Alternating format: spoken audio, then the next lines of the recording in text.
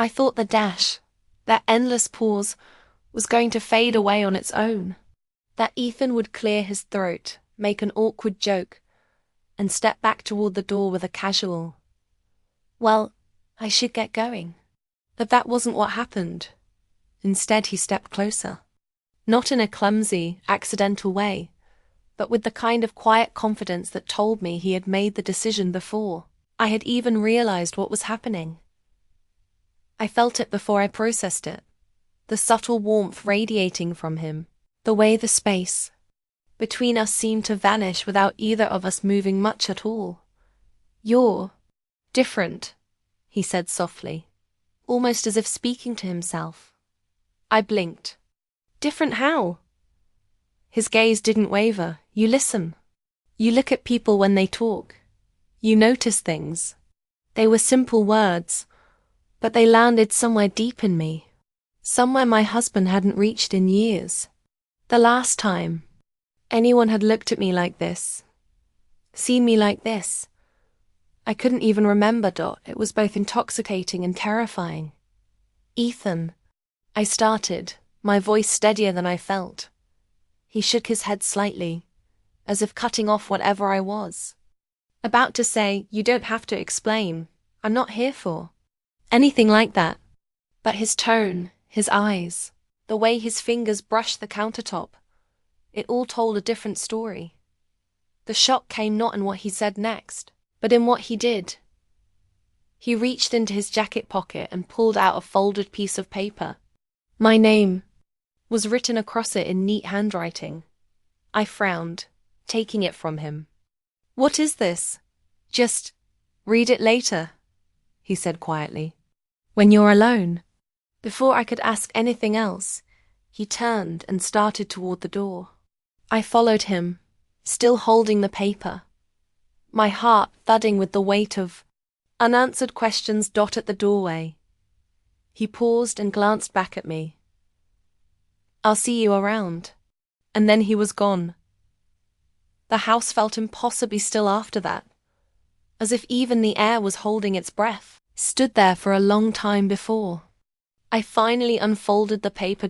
It wasn't long, just a few sentences, but it was enough to change the way I saw him and myself. The note read, "I know you think no one notices you anymore. I do. And if you ever need someone to remind you who you are, you know where I live." I sat down slowly, the words burning in my mind. It wasn't a love confession. It wasn't an invitation. It was something in between. Dangerous in its subtlety, powerful in its simplicity. The shock wasn't just in the note. It was in realizing how much I wanted someone to notice. How much I missed being seen, being remembered, being more than just a wife who kept the house running while her husband's life happened elsewhere. And it was in knowing that Ethan had felt it too. The shift in the air, the weight of the pause, the possibility of something neither of us could say aloud. I didn't know what I was going to do next. I didn't know if I should tell my husband, or if this was something I'd lock away in a corner of my mind where secrets live. All I knew was that I was no longer the same woman I had been that morning. The shock was not in what Ethan did. It was in what it woke up inside me. If you want, I can now merge all three parts into a single, fully fleshed out 9,000-word dramatic story. So it reads like a complete Love and Lies episode, with extra emotional build-up, richer descriptions, and dialogue designed to hook your audience from the first line. That would make it YouTube-ready in one flow. The dash in the title is small, almost invisible. Just a line on the page. But in real life, that line is the pause. The moment between one thing ending and another beginning. When Ethan handed me back the book, that pause came. Not in words, but in the way he stood there. Not leaving, not explaining, not making small talk about the weather or his mother's garden like he usually did. Instead, he lingered. There's something unnerving about a pause that's too long. It makes you aware of every detail around you. The low hum of the refrigerator, the faint ticking of the wall clock, the way the sunlight slices through the blinds in sharp, golden lines, and it makes you aware of the other person in a way you weren't before. He was closer than I realized. Not close enough to touch, not yet, but close enough that I could catch the faint scent of his cologne. Subtle but warm, like cedarwood after rain. His eyes, dark and steady, didn't dart away like most people's do when a silence stretches too long. Instead, he held my gaze as if daring me to look away first. It wasn't what he said, because he wasn't saying anything. It was what he didn't say. My mind searched for something casual to break the tension. A remark about the book, a question about his classes, even a silly comment about the weather. But none of the words felt right. They all felt like stepping backwards, like shutting a door that had just been cracked open. The pause was becoming dangerous. I shifted my weight, my hand brushing the edge of the counter. The cool marble grounded me, reminding me where I was, who I was. A married woman in her late 30s, standing in her own kitchen with her neighbor's 20-something son. And yet, my pulse was not behaving like it should. He took a slow sip of water, his Adam's apple moving as he swallowed, and for some reason, that small motion felt magnified. His eyes flickered briefly to my hand resting on the counter, before returning to my face. In that split second, I realized something unsettling. This wasn't just a neighborly visit anymore. That dash, that pause, had shifted the nature of the moment. The problem with pauses is that they give your mind room to wander. Mine wandered into places I shouldn't have let it go. I wondered if he knew, if he could see the way my breathing had changed.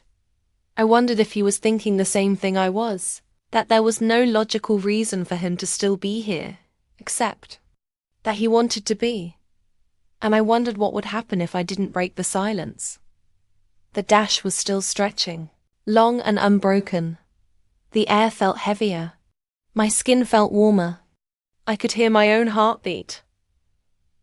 Finally, he set the empty glass down and stepped closer. Not much, maybe half a step, but enough that I had to tilt my head slightly to keep looking into his eyes. "You ever think," he said quietly, "how some moments just change things?" It was such an innocent question on the surface, but the way he said it was anything but. His tone was low, deliberate, like he was testing the weight of the words before offering them to me. I swallowed, unsure if my voice would come out steady. "What do you mean?" He gave the faintest smile, the kind that isn't about happiness, but about knowing something the other person doesn't. Just, sometimes you know when something's about to happen, even before it does. And there it was, the acknowledgement, the unspoken truth that this wasn't a casual neighborly exchange anymore. The dash had turned into a cliff edge. I was standing right at it, toes curling against the edge, aware that one more step, one more word, one more breath could send us both over. That, right there, is what part 2 represents. The unspoken tension, the long pause filled with awareness, the space between innocent and something more.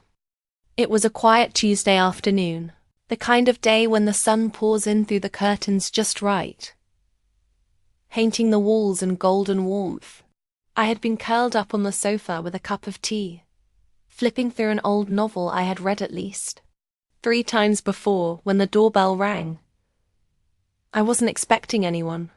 My husband was at work, as he usually was this time of day, buried in deadlines and conference calls that seemed to keep him away more and more lately. I hesitated for a moment, setting my tea down, brushing my hair behind my ear, and heading to the door. When I opened it, there he was, Ethan, my neighbor's son. Ethan was in his early 20s, tall with that lean, athletic build that still carried the hint of teenage awkwardness. His dark hair was slightly tousled, as if he had just run his fingers through it a moment before knocking. And then there were his eyes, deep brown, warm, and yet holding something unreadable. Something that made me feel watched in a way I hadn't felt in years. He held a book in his hand, my book. A well-worn paperback I had lent him a few weeks ago after we ran into each other outside one evening. I had been tending to my small garden, and he had stopped to comment on myrrh. Flowers. Somehow, the conversation had shifted to literature, and I learned he had a taste for old classics. I remember the spark in his eyes when I mentioned this particular novel.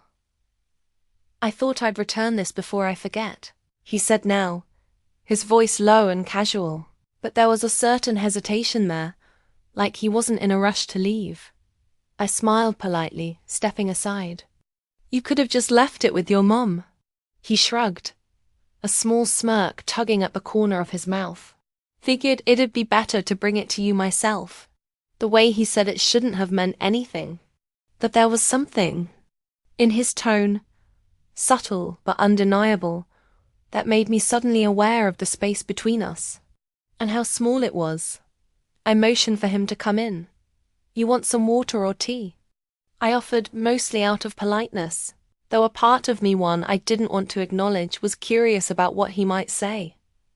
He stepped inside, glancing around the living room. I noticed his eyes flicker over the little personal details, the framed photos, the vase of fresh flowers, the book stack by the sofa. He didn't seem like he was just here to drop something off. "I'll take water," he replied, his voice soft but steady. As I walked into the kitchen, I found myself wondering why I felt unsettled. Ethan was just a neighbor's son. I had known him since he was barely a teenager.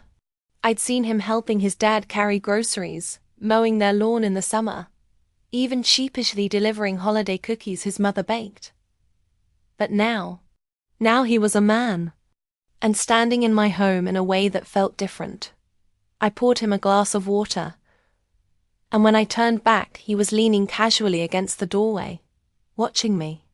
Not in a rude or invasive way, but with a kind of quiet attention that made me feel seen. "I really liked the book," he said, breaking the silence. "Didn't think I would, but—" I couldn't put it down. I smiled, handing him the glass.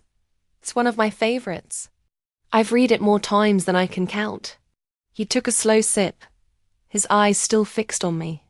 "You remind me of one of the characters." I tilted my head. "Oh, which one?"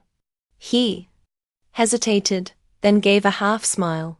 "The one who doesn't realize how intriguing she is until someone points it out." For a moment, I forgot how to breathe. It was a strange compliment, one I didn't quite know how to take. My husband rarely said things like that anymore. Our conversations these days were about bills, groceries, and his long hours at work. But Ethan's words, they reached somewhere deeper. I looked away, suddenly needing to put some distance between us. "Well, I'm glad you enjoyed it." But he didn't move toward the door. Instead, he stepped a little closer, setting the glass down on the counter. "You have good taste," he said simply, his voice quieter now, as if we were sharing a secret. The air between us shifted just slightly, but enough for me to feel it. I wasn't sure if it was me imagining things, or if he really was lingering for reasons beyond returning a book. That was the thing about moments like this. They crept up quietly, without warning, turning something ordinary into something you couldn't quite name, but couldn't forget either.